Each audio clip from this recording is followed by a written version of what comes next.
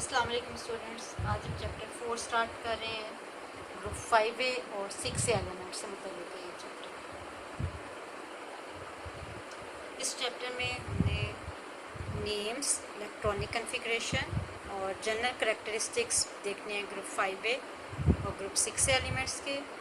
और इसके अलावा हमने नाइट्रोजन के जितने भी ऑक्साइड्स और ऑक्सी एसिड्स हैं उनकी प्रिपरेशन भी स्टडी करनी है और प्रॉपर्टीज़ भी स्टडी करनी है, जिसमें फ़िज़िकल और केमिकल प्रॉपर्टीज़ दोनों आ जाएंगी। इसी तरह फास्फोरस और हैलाइड्स ऑफ फास्फोरस भी हम स्टडी करेंगे। कंपैरिजन हम करेंगे ऑक्सीजन और सल्फ़र की प्रॉपर्टीज़ का। ये दोनों 6A के मेंबर हैं। और हम कमर्शियल स्केल पर सल्फ्यूरिक एसिड की मैन्युफैक्चर का मेथड भी देखेंगे, जिसे हम कॉन्टैक्ट प्रोसेस कहते हैं। सल्फ्यूरिक एसिड की फ़िज़िकल और केमिकल प्रॉपर्टीज़ और उसके बाद उसके यूजेस देखेंगे। इस चैप्टर का जो पहला पोर्शन है वो ग्रुप 5A एलिमेंट्स पर है। ग्रुप 5A एलिमेंट्स का हम ब्रीफ से इंट्रोडक्शन पहले लेते हैं। ग्रुप 5A एलिमेंट्स में नाइट्रोजन पहला मेंबर है, फिर फास्फोरस, फिर आर्सेनिक, फिर एंटीमनी और उसके बाद बिस्मिथ।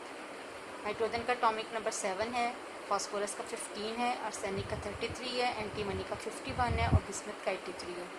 इन सब की इलेक्ट्रॉनिक कन्फिग्रेशन ये इंडिकेट कर रही है कि इनके वैलेंस शेल में, जो कि 2 सब शेल पर मुश्तमिल है, S और P, इसमें 5 इलेक्ट्रॉन्स हैं। ग्रुप 5 के मेंबर्स के वैलेंस इलेक्ट्रॉन की तादाद 5 है। 2s2 2p3 कन्फिग्रेशन नाइट्रोजन की है।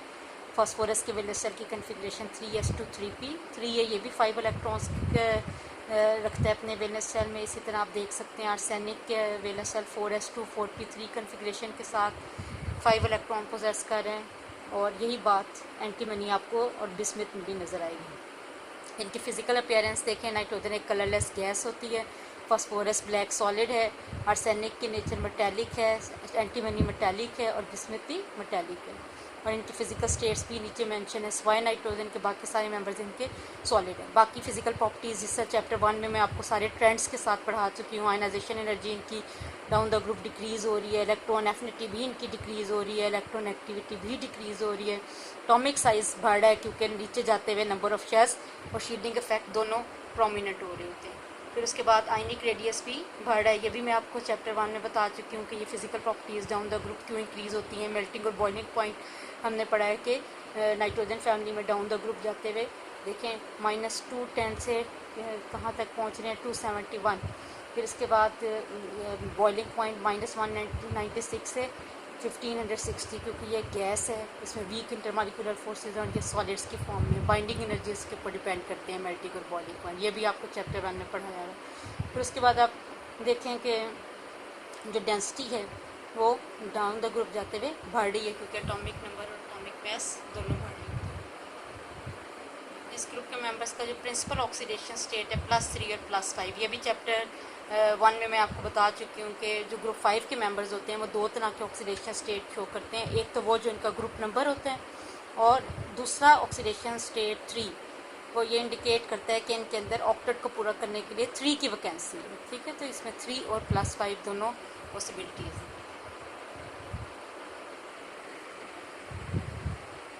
इस ग्रुप के मेंबर्स के जनरल करैक्टरिस्टिक्स देखते हैं। देखिए, सबसे पहले 2 मेंबर नाइट्रोजन और फास्फोरस जो हैं वो टिपिकली नॉन मेटल्स हैं। इनके अंदर इसी वजह से नॉन मेटल्स की करैक्टर्स हैं, पुअर कंडक्टर्स हैं हीट और इलेक्ट्रिसिटी के। और नॉन मेटल्स होने की वजह से जब जो ऑक्साइड्स ये फॉर्म करते हैं ये एसिडिक ऑक्साइड्स होते हैं। इनके ऑक्साइड्स को वाटर में डिज़ोल्व किया जाए तो नाइट्रोजन के ऑक्साइड नाइट्रिक एसिड प्रोड्यूस करते हैं और फास्फोरस के ऑक्साइड फॉस्फोरिक एसिड, जिसकी वजह से सोल्यूशन एसिडिक हो जाता है। अब जब हम नीचे की तरफ आते हैं तो करैक्टर्स में काफ़ी चेंज आता है। इनके कंपाउंड्स वैसे भी नॉन मेटालिक नेचर होने की वजह से कोवलेंट नेचर के होते हैं, लेकिन अब आर्सेनिक और एंटीमनी की तरफ आएँ तो ये दोनों नॉन मेटल्स के बजाय मेटलॉइड्स हैं। और बिस्मिथ जो इनका यहाँ पे बॉटम पे पाया जाने वाला एलिमेंट है, लास्ट एलिमेंट, उसके अंदर मेटालिक प्रॉपर्टीज़ होती हैं। तो इसका मतलब है डाउन द ग्रुप जाते हुए इस ग्रुप में बहुत ज़्यादा नेचर में फ़र्क है। ऊपर प्योरली 2 नॉन मेटल एग्जिस्ट करते हैं और फिर मेटलॉइड्स आते हैं और आखिरी मेंबर मेटल है। इस तरह हम ये कह सकते हैं मेटालिक करैक्टर यहाँ पे डाउन द ग्रुप इंक्रीज हो रहा है। नाइट्रोजन के अंदर ग्रेटेस्ट टेंडेंसी है इलेक्ट्रॉन्स को ट्रैक करने की, इसी वजह से उसकी इलेक्ट्रॉन एक्टिविटी भी ज़्यादा है। और जो एंटीमनी और बिस्मिथ हैं उनकी इलेक्ट्रॉन एक्टिविटी कम है। और कोवलेंट बॉन्डिंग की वजह, कोवलेंट बॉन्डिंग जो है नाइट्रोजन और फास्फोरस में तो कॉमन है, लेकिन उसके बाद जो मेटालिक एलिमेंट है इस ग्रुप का वो आयनिक बॉन्ड बनाता है। फॉस्फोरस, आर्सेनिक और एंटीमनी जो है ये एलोट्रॉपी का फिनोमेना भी शो करते हैं। मैंने आपको फर्स्ट ईयर में बताया था कि एलोट्रॉपी क्या होती है कि एक ही एलिमेंट का एक से ज़्यादा क्रिस्टलाइन फॉर्म में एग्जिस्ट करना। जो फॉस्फोरस है उसकी दो एलोट्रॉप्स हैं, एक रेड और वाइट फॉस्फोरस। इसके अलावा भी हैं लेकिन ये ज़्यादा इम्पोर्टेंट दो फॉर्म्स हैं। और फॉस्फोरस और बाकी भी जितने मेंबर्स हैं जो नाइट्रोजन के अलावा, वो अपने डी ऑर्बिटल को भी बॉन्डिंग में इस्तेमाल कर सकते हैं, क्योंकि उनके जो जो एनर्जी गैप है वो डी ऑर्बिटल के दरमियान और वैलेंस ऑर्बिटल के दरमियान बहुत कम है, इसलिए वो आसानी से अपने इलेक्ट्रॉन को डी ऑर्बिटल में प्रमोट करके उसको बॉन्डिंग में इस्तेमाल कर लेते हैं।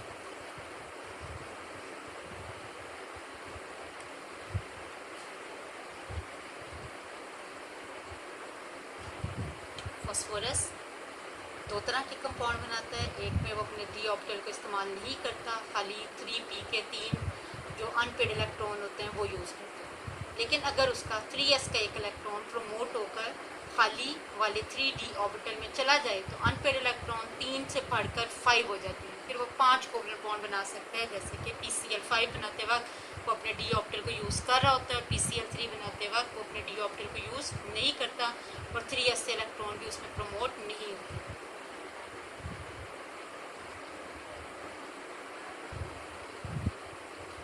नाइट्रोजन की अक्रंस स्टडी करते हैं। फ्री स्टेट में भी एयर में मौजूद होता है 78% बाय वॉल्यूम। इनएक्टिव गैस यानी इनर्ट गैस है in comparison with oxygen.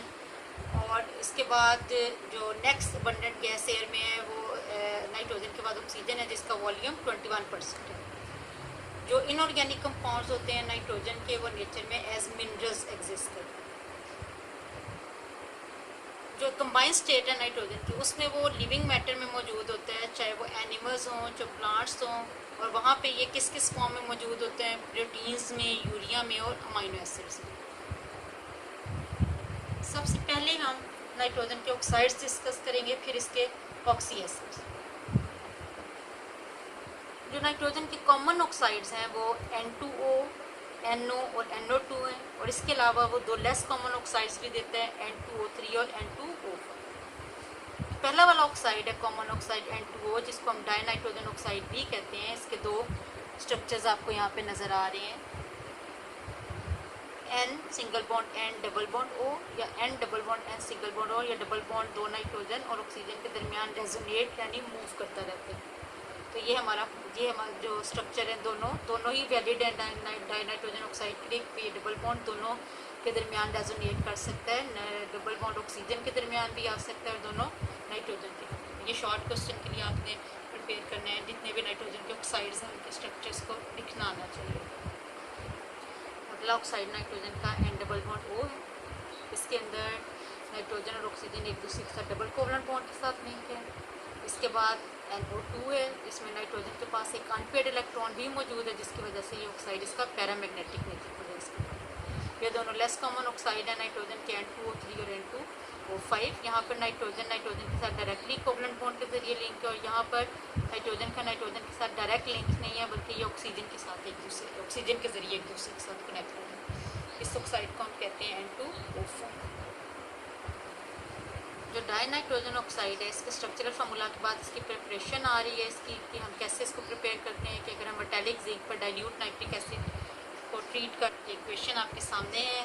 Zinc और 4 मोल जिंक के 10 मोल नाइट्रिक एसिड डाइल्यूट के साथ जब ब्रेक करें तो जिंक नाइट्रेट सॉल्ट भी ऑब्टेन होता है और N2O गैस भी ऑब्टेन होती है। अभी मैंने आपको इसका स्ट्रक्चरल फार्मूला भी बताया था, लिक्विड वाटर के 5 मोल्स बनते हैं। दूसरा मेथड इसका क्या है कि अगर हम अमोनियम नाइट्रेट सॉल्ट को 200 डिग्री सेंटीग्रेड पर डिकम्पोज कर दें तो तब भी हमें N2O और वाटर ऑब्टेन हो सकता है। अमोनियम नाइट्रेट हीटिंग पर एक्सप्लोजन का ख़तरा होता है। अगर हम इसके बजाय सोडियम नाइट्रेट और अमोनियम सल्फेट का मिक्सचर यूज़ कर लें तो ये दोनों भी ज़्यादा सेफ है, क्योंकि अमोनियम सल्फेट और सोडियम नाइट्रेट रैक करके अमोनियम नाइट्रेट प्रोड्यूस करते हैं, जिसकी वजह से N2O प्रोड्यूस हो सकता है। जो फिज़िकल प्रॉपर्टीज़ है इस गैस की वो ये इंडिकेट करती हैं, ये कलरलेस गैस है, इसकी फेंट सी प्लेजेंट स्मेल है और स्वीटिश टेस्ट है, फेयरली सॉलेबल होती है कोल्ड वाटर में। और अगर इसका मिक्सचर ऑक्सीजन के साथ थोड़ी देर ज़्यादा टाइम तक इनहेल कर लिया जाए तो हिस्टेरिकल लाफ्टर प्रोड्यूस होती है, जैसे कि केमिस्ट्री में आपने पढ़ा हुआ है कि फोस्जिन गैस आंसू गैस के तौर पर इस्तेमाल होती है। ये हिस्टोरिकल लाफ्टर प्रोड्यूस करती है, इसको हम लाफिंग गैस कहते हैं।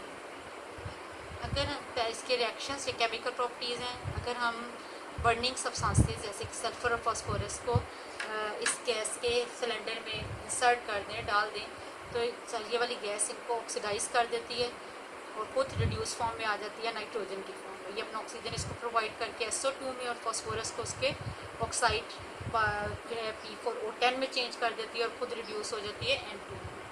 दूसरी केमिकल प्रॉपर्टीज़ की ये है कि अगर हम इसको मेटेलिक एलिमेंट कॉपर के ऊपर से पास कर दें तो उसको भी ये ऑक्साइड में चेंज करके खुद अपनी रिड्यूस फॉर्म में आ जाती है नाइट्रोजन। यहाँ तक आज हमने कवर किया है नाइट्रोजन के पहले ऑक्साइड N2।